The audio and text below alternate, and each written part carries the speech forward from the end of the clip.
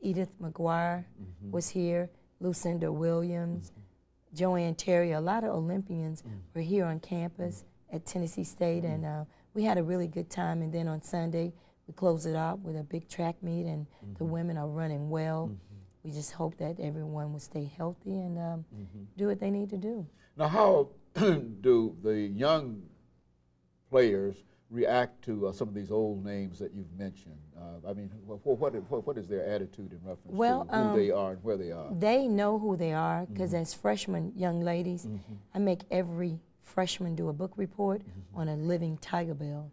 So they know who the Tiger Bells are because we will keep that tradition alive. I don't want anyone to come in here and not know a Tiger Bell or not know who Wilma Rudolph is or Edward Temple. So therefore, I'm keeping that alive by doing a book report. The young ladies have to do a book report. They have to stand up before the group and report it, read it. They have to do a telephone interview with the Tiger Bell.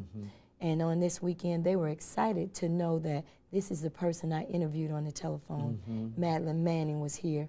She gave the young ladies a motivational speech talk before the track meet, and that really got them going.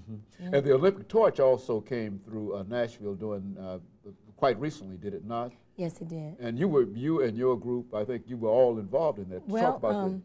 we first of all, I was involved with the 96 Olympic torch in Atlanta. I took part in that, running the torch through the TSU campus. And then the 2001 torch came through for the Winter Games. We, the torch started at TSU campus, ran through the campus. We had a display down at the riverfront with the Tiger Bells pictures hanging up, just doing a display of the Tiger Bells, yes.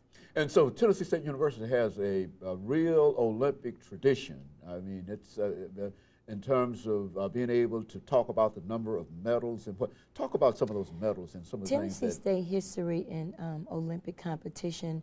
We have 40 athletes have come from Tennessee State to participate in the Olympic Games. 23 medals, gold medals.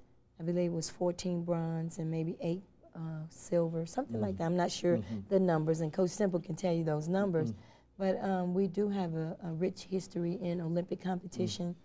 The medal count, we know that some countries have not won medals like we've won at Tennessee State. So we plan to keep that tradition going. We have not done that yet, but I think the first step we have done is to win the OVC, and then from there, NCAA, international, and then national competition. And so that's the kind of level of competition that you generally think about when you're trying to move back toward the Olympics, that you have to try to do it on the local level, and then you move on up further, and eventually you have set your sight. And you do see yourself going back as a coach.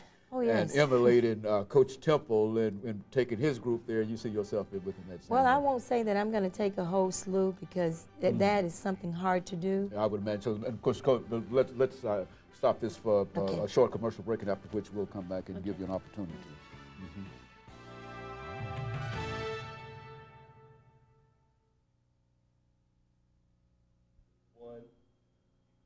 Thank you, and welcome back to this final segment of the show for today.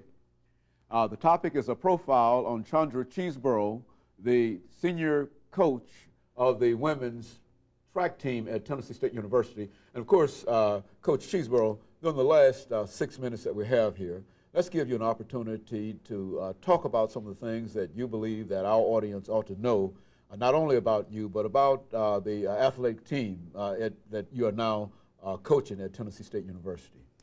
At Tennessee State, we have a really good program this year. The young ladies, I have